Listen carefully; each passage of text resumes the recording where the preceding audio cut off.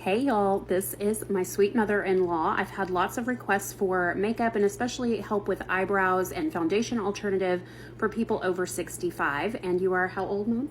81. 81. Doesn't she look amazing? I've already set her up with the concealer and the contour, and then we're going to use the foundation alternative over that and start blending. So the underpainting can seem super scary. You kind of have to make a mess first and trust the process. But now we're going to go in with the foundation alternative, which is a little bit of the glow drops, a little bit of foundation number 6 in, and also some moisturizer. Now she's got some color back. She's still highlighted under the eyes, but it's very subtle. Now we're going to set that with powder. And that pink pressed powder really brings back some of the pink tones, but just in the right place, keeping her nice and glowy and bronzy looking with just a little bit of pink to the skin.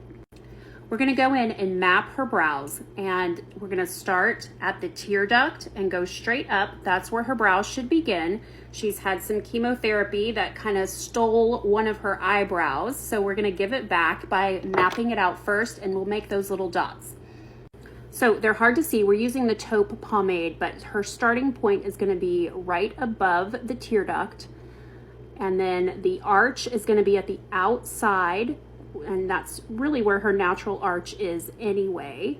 But for some people it's not, so you want to make a mark there.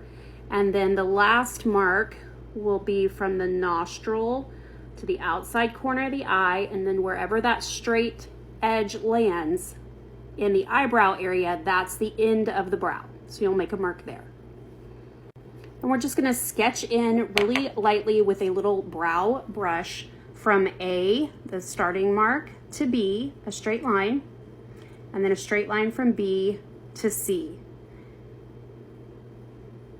And then we'll start going in with little motions upward to fill out the brow shape. So even where she has no hair, I think that a brush and a pomade is going to give you the most natural brow look without it looking like a stamp or anything like that. So pencils can be great, powders can be great, but they're much more difficult to do well. We're gonna go in with the Nearly Nude lipstick as a cream blush, and we're gonna keep it pretty high. Tapping it in, and then we'll use our fingers to kind of spread it out, and that's gonna add a nice glow and is just a better choice than a powdery blush. It's so natural. I love that look. And because it worked so well on the cheeks, I went ahead and took it to the eyelid as well by just pulling a little bit of color off with a brush and tapping it onto the eyelid. Just gives some fleshy warmth. Mascara applied with a little brush by pulling a little bit off the wand and just making those little baby hairs darker. And here she is.